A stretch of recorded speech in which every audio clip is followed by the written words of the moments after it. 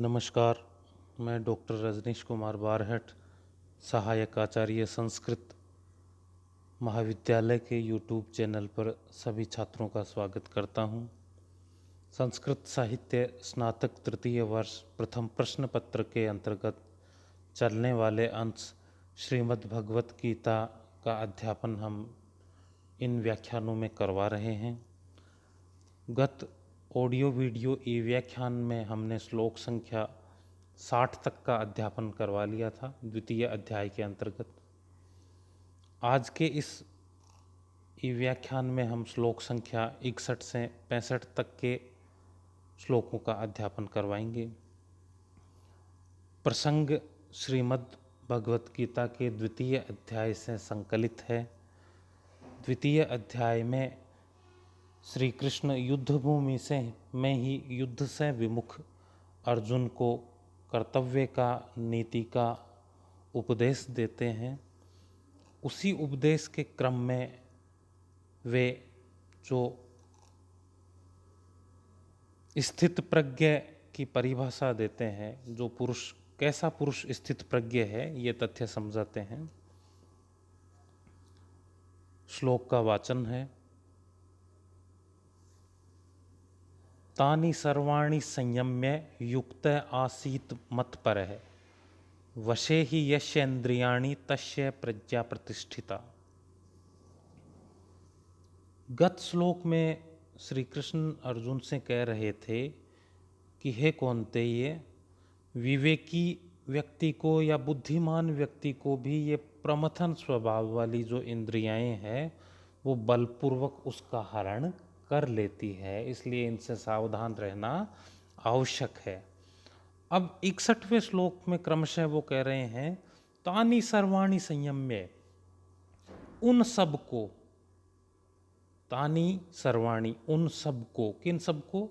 जो पूर्व में बताई गई इंद्रियाएं हैं, जो प्रमथन स्वभाव वाली इंद्रियाएं, जो पुरुष के चित्त को बलपूर्वक हरण कर लेती है, ऐसी उन सब इंद्रियाओं को संयमित करके युक्त आसीत मत्परः, मत्परः युक्त आसीत, जो मेरे में परायण होकर बैठ जाता है, स्थिर हो जाता है, जो मुझसे संयुज्य होकर स्थिर हो जाता है, जो पुरुष उन सारी इंद्रियाओं को संयमित करके मुझसे युक्त हो जाता है, वशे ही यस्य इंद्रियाणि, वशे यानी वश में, यस्य इंद्रियाणि जिसकी समस्त इंद्रियाएं वश में होती है, तस्य प्रज्ञा प्रतिष्ठिता, उस पुरुष की बुद्धि स्थिर कही जाती है, उसकी प्रज्ञा प्रतिष्ठित कही जाती है। हे अर्जुन,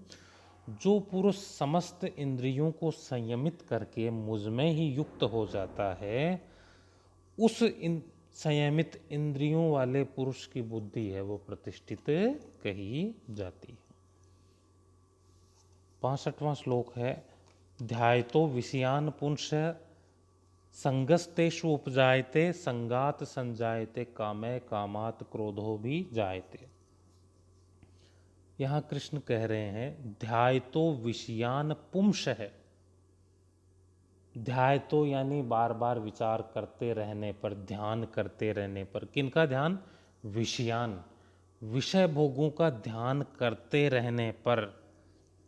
पुंस, पुरुष का, संगह तेषु उपजायते, संग लगाव या आसक्ति, तेषु उनमें, उपजायते यानी उत्पन्न हो जाती है, उनमें लगाव उत्पन्न हो जाता है। किनमें? विषय भोगों में लगाव उत्पन्न हो जाता है। कब? ध्याय तो, विचार करते रहने पर, ध्यान करते रहने पर, विषय भोगों का ध्यान करते रहने पर मनुष्य का उन विषय भोगों में लगाव, जुड़ाव अथवा आसक्ति उत्पन्न हो जाती है। संगात संजायते काम है, और उस संग यानी आसक्ति से संजायते उत्पन्न होता है काम है, यानी काम, कामना, प्राप्त करने की इच्छा। और उस आसक्ति के बाद दूसरी कड़ी क्या है, उन भोगों को प्राप्त करने की कामना उत्पन्न होती है।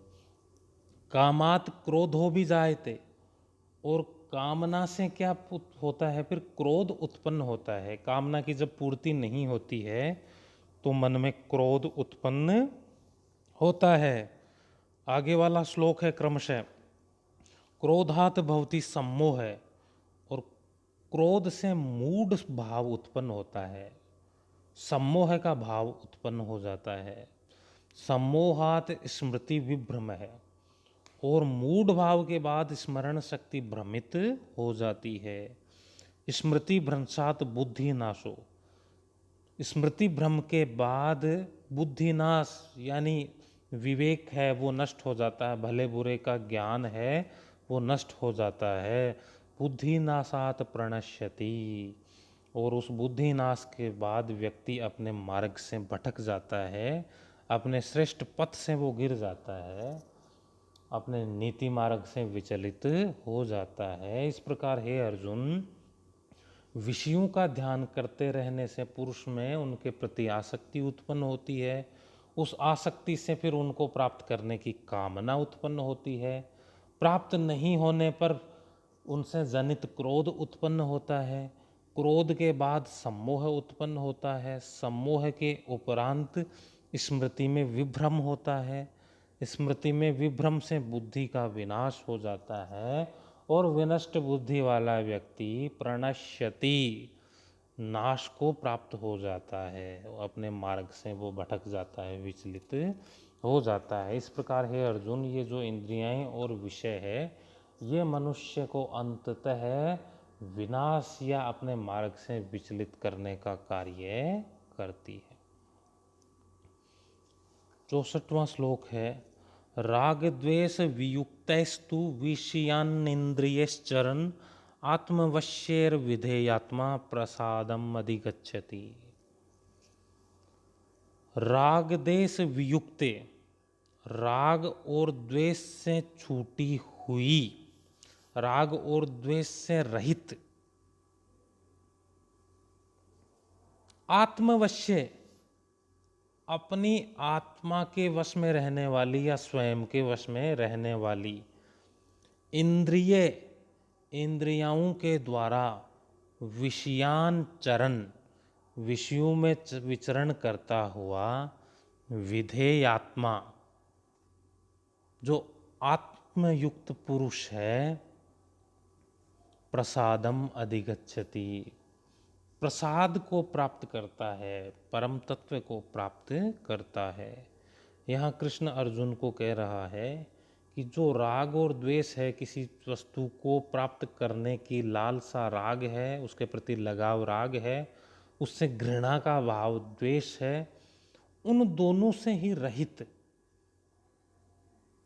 आत्मवश्य स्वयं के वश में रहने वाली इंद्रियों से यदि कोई व्यक्ति, यदि कोई पुरुष विषयों का उपभोग करता भी है तो ऐसा विधेयात्मा प्रसादम अधिगच्छति, प्रसाद को या प्रसन्नता, अंतःकरण की प्रसन्नता को प्राप्त करता है। उसमें जो पूर्वोक्त विषय दोष है वो नहीं आता है।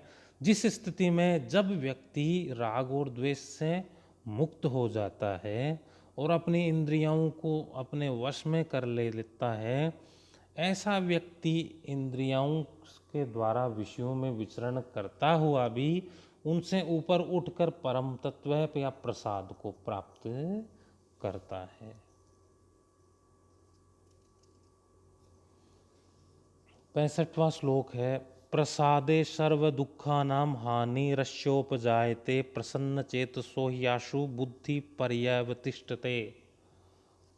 प्रसादे सप्तमी एक वचन, प्रसाद के प्राप्त हो जाने पर, प्रसाद के आ जाने पर, सर्व दुखा नाम समस्त प्रकार के दुखों की, हानि अश्योपजायते, हानि यानी नाश, उपजायते हो जाता है।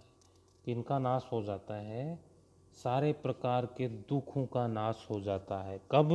प्रसादे प्राप्ते सति, प्रसाद के प्राप्त हो जाने पर। कौन सा प्रसाद? जब व्यक्ति सारी इंद्रियों को वश में करके फिर विषय भोगों में विचरण करता है और जो राग और द्वेष से रहित हो जाता है, ऐसे व्यक्ति द्वारा जब प्रसाद प्राप्त कर लेने पर सारा जो दुख है, सुख दुख है, वो नष्ट हो जाते हैं। प्रसन्न चेत सो ही आशु बुद्धि पर्यवतिष्ठते। प्रसन्न चित्त वाले ऐसे व्यक्ति की आशु शीघ्र ही बुद्धि पर्यवतिष्ठते, बुद्धि है वो भली भांति प्रकार से स्थिर हो जाती है। ऐसे प्रसाद युक्त प्रसन्न चित्त वाले व्यक्ति की बुद्धि भी भली भांति स्थिर हो जाती है। जब अर्जुन ने प्रश्न किए थे कि स्थिति क्या है, प्रतिष्ठित प्रज्ञा क्या है, हे कृष्ण, हे गुरु, मुझे ये सब समझाइए, कौन से व्यक्तियों, उनका स्वभाव कैसा होता है, उनका आचरण कैसा होता है, तो उन सब प्रश्नों और जिज्ञासाओं के समाधान में कृष्ण अर्जुन को स्थित प्रज्ञ और स्थित बुद्धि वाले व्यक्तियों के लक्षण और उनके आचरण के विषय में उत्तर देते हुए ये सब वृतांत बताते हैं। आज के इस संक्षिप्त ऑडियो वीडियो ई व्याख्यान में हमने श्लोक संख्या 61 से 65 तक का अध्यापन करवाया।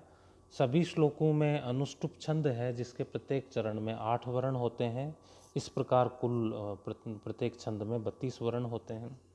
सभी की शैली है वो सरल है, ग्राह्य है, आसानी से ग्राह्य होने वाली शैली है श्लोकों की। इसके अतिरिक्त जो दर्शन है उपनिषदों का सभी श्लोकों के पर प्रभाव है। विषय भोगों और इंद्रियों की जो स्वाभाविक अवस्था और उस पर नियंत्रण से जो वैराग्य की प्राप्ति है, उसका वर्णन श्री कृष्ण ने इन श्लोकों में किया है। इस प्रकार छात्र सप्रसंग अन्वय के साथ एवं व्याख्या और अनुवाद करते हुए विशेष लिखते हुए अपना श्रेष्ठतम प्रदर्शन करेंगे। धन्यवाद।